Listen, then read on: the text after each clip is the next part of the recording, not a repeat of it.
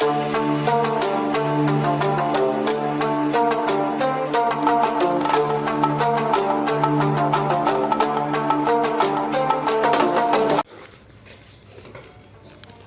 اللہ الرحمن الرحیم، السلام علیکم ورحمۃ اللہ وبرکاتہ۔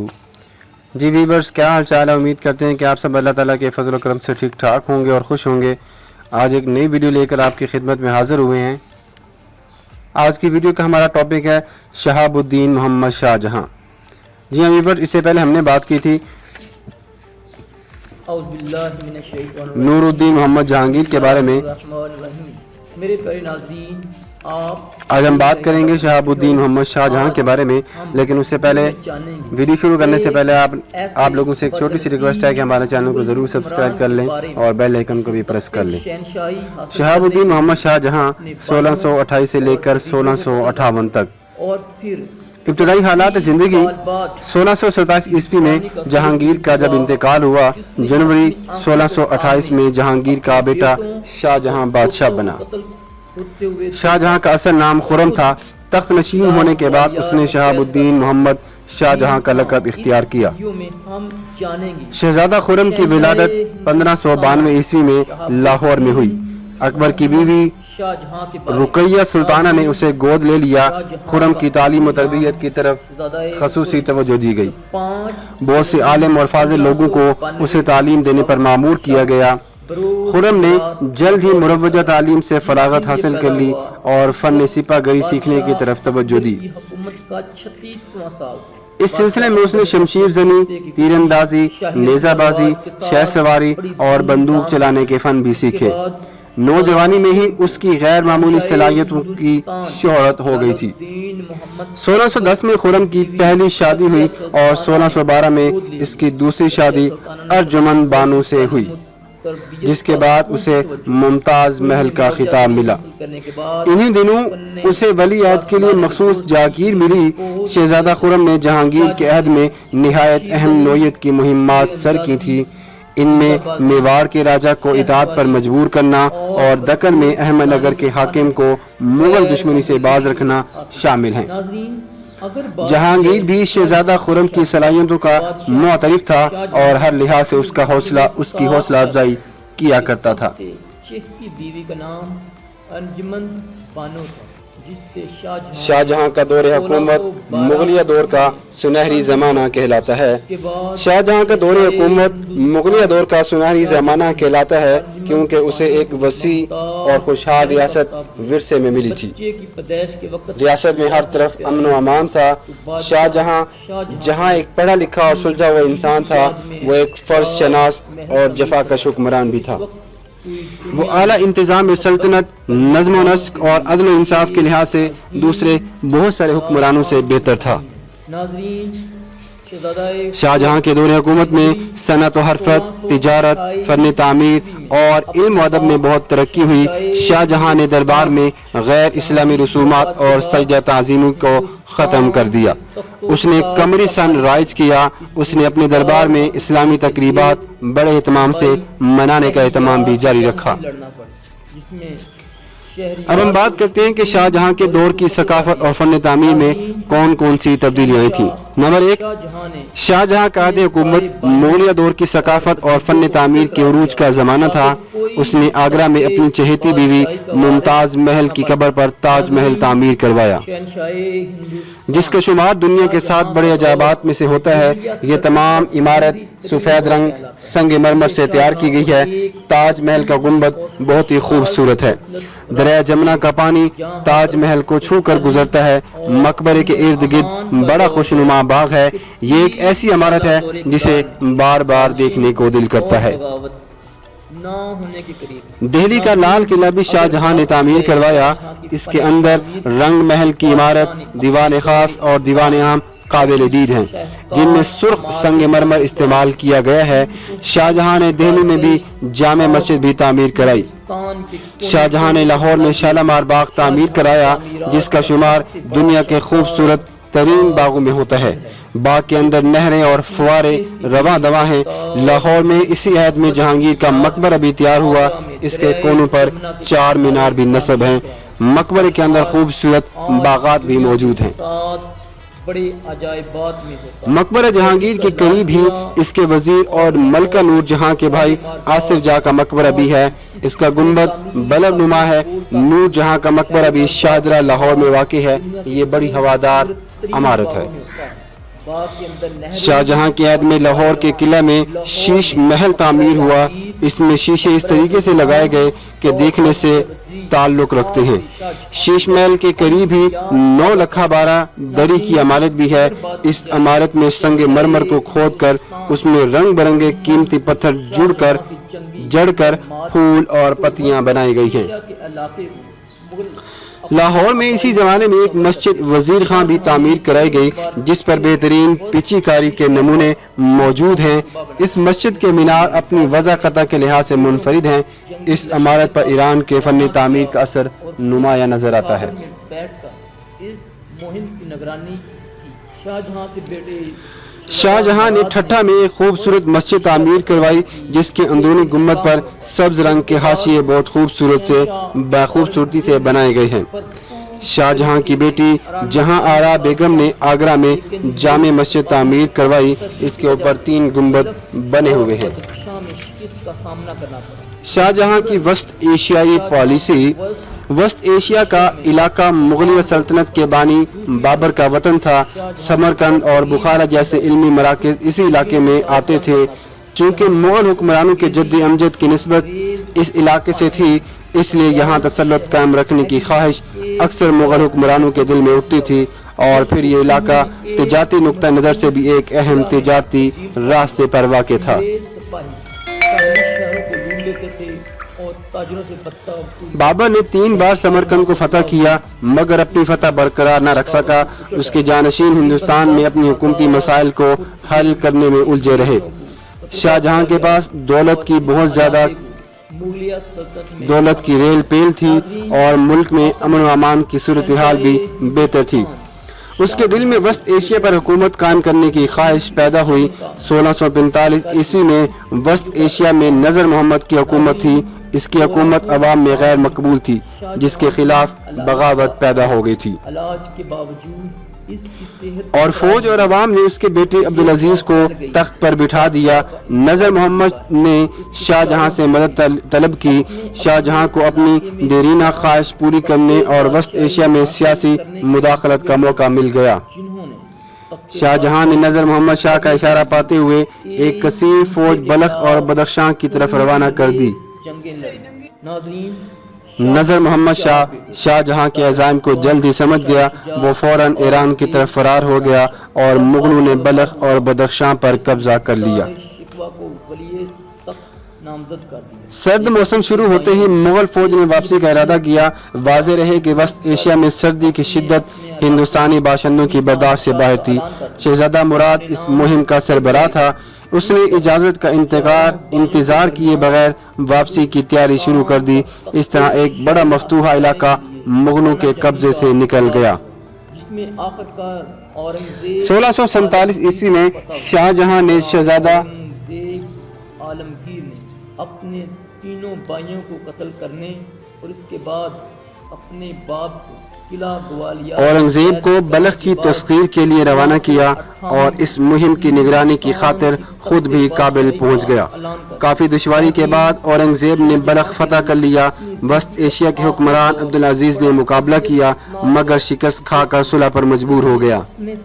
इस जमाने में नज़र मोहम्मद ने ईरानी सिपाहियों की मदद से अपना खोया हुआ इलाका हासिल करने की कोशिश की, मगर नाकाम रहा। कुदरत ने इससे वो इंतकाम लिया जो इसने अपने भाइयों। शिकस्त खाने के बाद नज़र मोहम्मद ने शाहजहां से दरख्वास्त की कि वह मफ्तूहा इलाके उसे बख्श दे। इसकी दरख्वास्त पर शाहजहां ने बलख और बदख्शां उसके हवाले कर दिए। अमली तौर पर मकामी उज़्बकों के गोरीला तरीके जंग और मौसमी हालात के पेश नज़र फतूहात को अपने कब्जे में रखना मुमकिन न था। देने के बाद शाहजहां को इसकी चहेती बीवी मुमताज महल के साथ दफन कर दिया। नाज़रीन, शाहजहां ने ये इलाके तर्क कर देने में ही आफियत समझी। इन मुहिम्मात पर शाहजहां का करोड़ों रुपया खर्च हुआ। अज़्बकों ने मुगल फौज को बड़ा जानी और माली नुकसान पहुंचाया और सर्द मौसम में लातादाद फौजियों की हलाकत हुई। मजमूई तौर पर इन मुहिम्मात में से किसी किस्म का सियासी या फौजी फ़ायदा न हुआ। इस तरह शाहजहां की वस्त एशियाई पॉलिसी नाकाम हो गई। अब हम बात कर लेते हैं शाहजहां के दौरे हुकूमत में जो उन्होंने फतूहात हासिल की थी।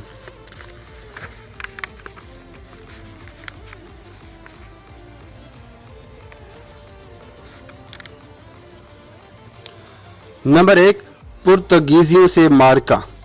पुर्तगीजी यूरोप के जनूब मगरबी मुल्क पुर्तगाल के बाशिंदे हैं। 15वीं और 16वीं सदी ईस्वी में वो जहाज़ रानी के फ़न में दूसरी अक़वाम यूरोप से बहुत आगे निकल गए थे। एक पुर्तगीज़ मला वास्को डे गामा 1498 ईस्वी में हिंदुस्तान के जनूब मगरबी साहिल तक पहुंच गया। उसके बाद पुर्तगीज़ी जहाज़ इस इलाके में मंडलाने लगे। उन्होंने मकामी हुक्मरानों की कमज़ोरी का फ़ायदा उठाकर बरसग़ीर के जनूबी साहिल गोवा, दमन और देव पर कब्ज़ा कर लिया। 1580 में बंगाल के शहर हगली में एक तिजारती मरकज़ कायम कर लिया गया, जिसे रफ्ता रफ्ता उन्होंने एक मजबूत किले में तब्दील कर दिया। पुर्तगीज़ी बहरी जहाज़ों और सहली शहरों को लूट लेते थे, ये उनका ज़रिया माश था। उन लोगों ने हगली के नवाब में मुग़ल इलाके में बसने वाले ताजरों से ज़बरदस्ती टैक्स वसूल करना शुरू कर दिया। मकामी बाशिंदों से ज़बरदस्ती बेगार भी ली जाती थी। 1632 ईस्वी में मुग़ल फ़ौज ने हगली के इलाके के 3 तरफ का अतराफ से मुहासरा कर लिया, जो 3 माह तक जारी रहा। इस मार्के में हज़ारों पुर्तगीज़ी हलाक हुए। हगली के इलाके से हज़ारों की तादाद में मकामी बाशिंदों को बरामद किया गया, जिनसे पुर्तगीज़ी बेगार लिया करते थे। दूसरा मार्का अहमदनगर। 1630 ईस्वी में अहमदनगर शदीद कहत की लपेट में आ गया, जिससे हज़ारों लोग मरने लगे। इन हालात में बीजापुर के हुक्मरान मराठों की मदद से अहमदनगर पर काबिज हो गए। इसके बाद मुग़लों के एक सिपह सालार ने अहमदनगर पर कब्ज़ा कर लिया। यूं 1633 ईस्वी में अहमदनगर मुग़लिया सल्तनत का हिस्सा बन गया।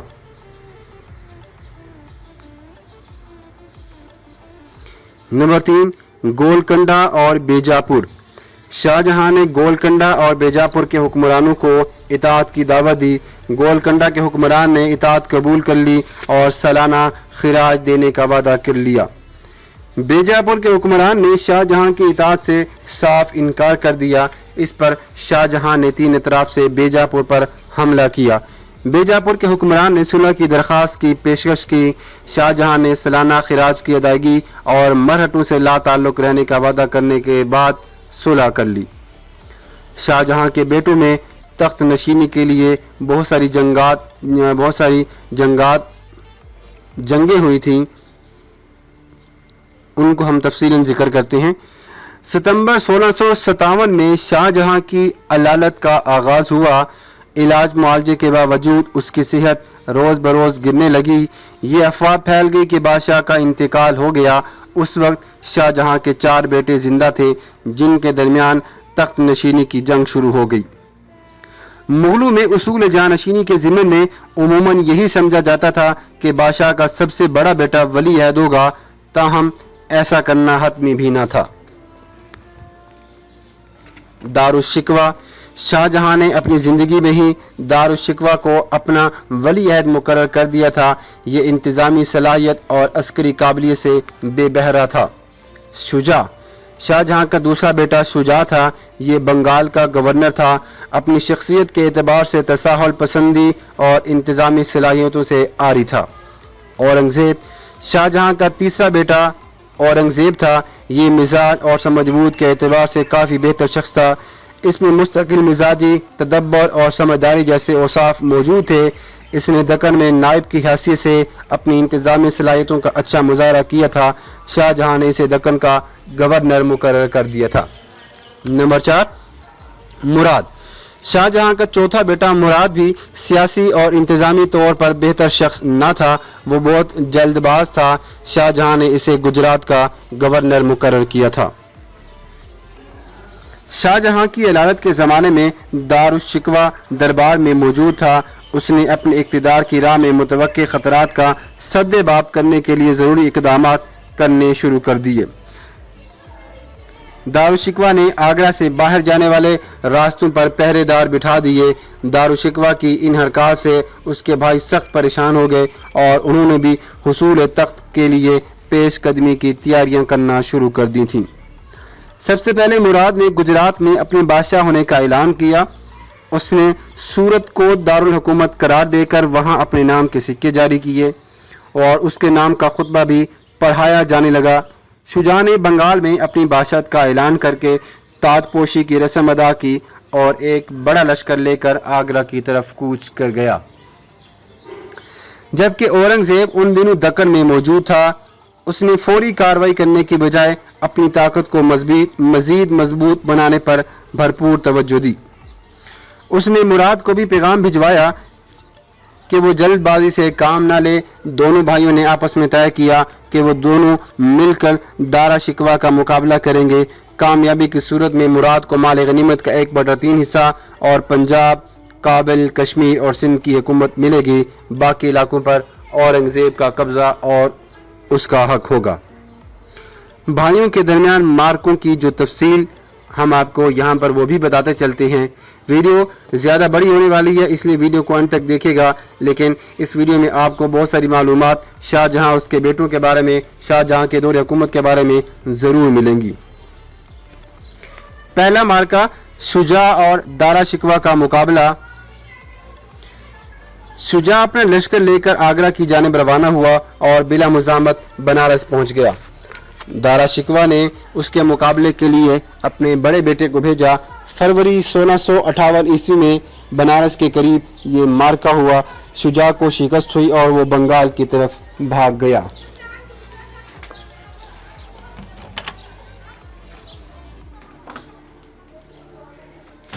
दूसरा मार्का औरंगज़ेब और मुराद की मुश्तरका फौज का दारा शिकवा से मुकाबला। औरंगज़ेब और मुराद की मुश्तरका पेशकदमी का सुनकर दारा शिकवा ने भी अपना लश्कर रवाना किया। उज्जैन के करीब दोनों लश्करों का मुकाबला हुआ। इसमें दारा शिकवा की फ़ौज को शिकस्त हुई और वो मैदान से भाग गया। इस जंग से औरंगज़ेब की फ़ौजी ताकत की धाक भी बैठ गई थी। तीसरा मार्का औरंगज़ेब और मुराद की मुश्तरका फ़ौज का दारा शिकवा की फ़ौज से दोबारा मुकाबला करना। दारा शिकवा की फ़ौज को शिकस्त देकर औरंगज़ेब और मुराद ग्वालियर पहुंचे और यहाँ से आगरा की तरफ चल पड़े। अब वो आगरा के करीब थे कि दोनों लश्करों का दोबारा आमना सामना हुआ और मुकाबला हुआ। दारा शिकवा ने अंधाधुंध गोलाबारी शुरू कर दी। औरंगज़ेब की फ़ौज ने सख्त मुज़ामत के बावजूद बड़ी हिम्मत से लड़ाई जारी रखी। जंग के उरूज पर दारा शिकवा ज़ख्मी हो गया। वो शदीद ज़ख्मी हालत में जान बचाकर आगरा की तरफ भाग गया। उसकी फ़ौज ने समझा कि वो मारा गया है, इसलिए उसकी फ़ौज के पांव उखड़ गए। औरंगज़ेब ने आगरा पर कब्ज़ा कर लिया तो दारा शिकवा दिल्ली की तरफ भाग गया। आगरा का इंतज़ाम करने के बाद औरंगज़ेब और मुराद दारा शिकवा के ताक़ुब के लिए रवाना हुए। रास्ते में औरंगज़ेब को शाहजहाँ का एक खुफिया ख़त मिला जिसमें शाहजहाँ ने मुराद को औरंगज़ेब का साथ छोड़ने का मशवरा दिया था और उसे दिल्ली के तख्त की पेशकश की गई थी। इस पर औरंगज़ेब ने कमाल होशियारी से काम लेते हुए मुराद को गिरफ्तार करके ग्वालियर के इलाके में नजरबंद करवा दिया। इस तरह औरंगज़ेब ने अपने तख्त के हुसूल में एक और दावेदार से छुटकारा हासिल कर लिया। औरंगज़ेब ने मुराद की गिरफ्तारी के बाद जुलाई 1658 में अपनी बादशाहत का ऐलान कर दिया। शाहजहां और औरंगज़ेब के आगरा पर कब्जा करने की वजह से उससे नाराज था। ताहम शाहजहां की एक बेटी ने बाप बेटे में सुलह करवाई, मगर एक रिवायत के मुताबिक इसी दौरान एक ख़त पकड़ा गया जिसमें शाहजहां ने दिल्ली में मौजूद दारा शिकवा को लिखा था कि वो दिल्ली में ही रहे और उसके जानशीन का जल्द फैसला कर लिया जाएगा। औरंगज़ेब ने उस ख़त के पकड़े जाने के बाद शाहजहां से सख्ती बरती और उसे किले में नज़रबंद करवा दिया गया। शाहजहां का इंतकाल 1666 ईस्वी में इसी नज़रबंदी के दौरान में हुआ था। चौथा मार्का औरंगज़ेब और शुजा का मुकाबला। ये लड़ाइयाँ देखें, मुग़ल सल्तनत का दौर हुकूमत है और भाई आपस में ही जंग, तख्त पर बैठने के लिए आपस में ही जंग कर रहे हैं। औरंगज़ेब को दारा शिकवा के ताक़ुब में मशगूल पाकर शुजा ने एक बार फिर किस्मत आजमाई का फ़ैसला किया। वो एक लश्कर और उम्दा तोप खाने लेकर बंगाल से इलाहाबाद पहुंचा और आगरा की तरफ पेश कदमी शुरू कर दी। औरंगज़ेब ने दारा शिकवा का ताक़ुब तर्क करके शुजा का मुकाबला करने का फ़ैसला किया। जनवरी 1659 में दोनों भाइयों में लड़ाई हुई जिसमें शुजा को शिकस्त हुई। शुजा मशरकी बंगाल की तरफ भाग गया। पांचवा मार्का औरंगज़ेब और दारा शिकवा का दोबारा मुकाबला, ये तीसरी बार इनका मुकाबला हो रहा है। शुजा और औरंगज़ेब की बाहमी चपकल से फ़ायदा उठाकर दारा शिकवा ने खूब तैयारी की। वह मुल्तान में मौजूद था। वहाँ से वो सिंध और सिंध से अजमेर पहुँचा। उसने कई राजाओं से मदद की दरख्वास्त की। चंद एक ने उसको मदद देने का यकीन भी दिलाया। अजमेर शरीफ में औरंगज़ेब का मुकाबला दारा शिकवा से हुआ। लड़ाई के वक्त कई राजाओं ने वादे के बावजूद दारा शिकवा की मदद से हाथ खींच लिया। दारा शिकवा को लड़ाई में शिकस्त हुई और वो मैदान जंग से भाग गया। दारा शिकवा मदद के लिए भाग दौड़ कर रहा था कि उसे गिरफ्तार कर लिया गया। उस पर मुकदमा चलाया गया और बाद में उसे कत्ल कर दिया गया। दारा शिकवा के कत्ल के बाद उसके बेटे सुलेमान शिकवा ने बदला लेने की कोशिश की, मगर उसे भी गिरफ्तार कर लिया गया और बाद में उसे भी कत्ल कर दिया गया। यूं औरंगज़ेब के मुकाबिल तख्त के तमाम दावेदार रास्ते से हटा दिए गए और वो बिला शिरकत गैर बर सगीर पाक व हिंद का बादशाह बन गया। आज की वीडियो यहीं तक थी। नेक्स्ट वीडियो में हम बात करेंगे अबुल मुज़फ़्फ़र मुहीउद्दीन औरंगज़ेब आलमगीर के बारे में। अबुल मुज़फ़्फ़र मुहीउद्दीन औरंगज़ेब आलमगीर के बारे में। आज की वीडियो अगर आपको पसंद आती है तो हमारे चैनल को सब्सक्राइब कर लें, बेल आइकन को भी ज़रूर प्रेस कर लें और हमारी आने वाली हर वीडियो की नोटिफिकेशन के ज़रिए आपको हमारी आने वाली हर वीडियो नोटिफिकेशन के ज़रिए आपको मिलती रहे। नेक्स्ट आने वाली वीडियो तक अपना, दोस्तों का, रिश्तेदारों का बहुत सारा ख्याल रखिएगा। अल्लाह निगहबान।